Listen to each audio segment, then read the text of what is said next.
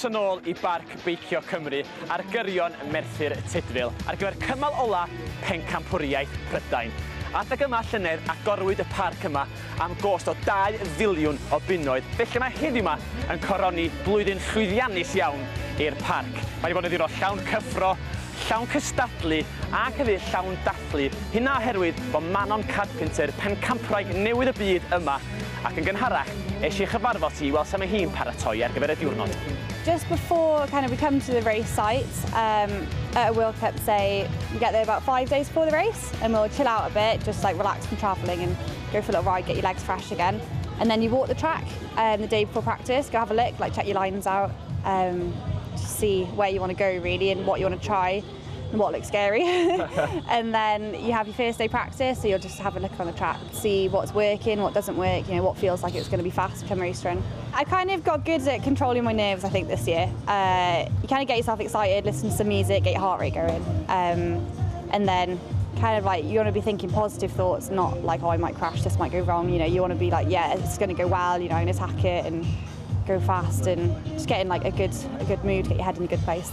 This year she won 3 rounds of the World Cup to win the overall and then won the World Championship at the end. I'm sure her next aim will to be win more races or maybe even to see if she can win all the races, but it's not an easy thing to do. I'm saying it like it's, you know, it's rolling off my tongue, but it's a hell of a hard thing to do, you know, so I'm sure she'll put the effort in and be fighting for it again next year. Mae'r traciau gorau genna ni yn Gymru, I fod yn onest, wyt ti. Mae'r tirwedd jyst yn siwtio fo, yn I mynyddoedd go lew, coedwig da, infrastructure really da, fatha mae pob yn gweithio fo'i gilydd a yeah, mae'n great, yeah. Having an event like this here, a national downhill race, is absolutely fantastic. You know, to have racers like Manon, who actually came and trained here in the winter. I mean, for us, that's fantastic. She's a lovely girl, and we're so pleased for her.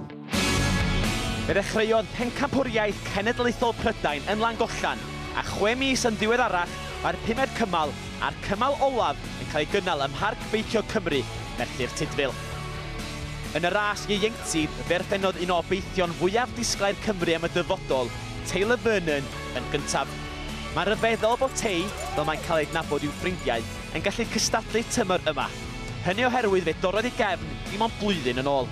I'r dynion, Joe Smith nath ennill y cymal, ac mi oedd Emyr Davies wrth ei fodd efo 5ed, ei ganlyniad gorau erioed. Mi oedd Manon yn gallu ymlacio o dechrau hediad, gan mi oedd eisoes wedi sicrhau buddugoliaeth yn y gyfres. Hynny, mi oedd hi'n benderfynol I blesio'r dorf cartref. Yn anffodus, ei hymdrechion, Tani Seagrave a oedd yn drydydd ym mhencampwriaethau y byd wythnos dwytha, nath ennill o drwch blewyn. Siom oedd peidio ennill heddiw, ond mi oedd Manon mwy nag hapus efo sut mae'r tymor wedi mynd. Yeah, I've got the series and obviously World Cup series and World Champ, so yeah, happy now I can go and have a bit of a rest. I'm fed up on my turbo trainer warm-up bike now. A dyna ni, diwrnod llwyddiannus iawn wedi dod I ben yn mynyddoedd Merthyr Tydfil. Mae gan Gymru pencampwraig byd newydd sbon, a dwi'n sicr yn fan newydd o Beicio Mynydd. Ac yn barod, dwi'n edrych ymlaen I ddod yn ôl yma y tro nesaf.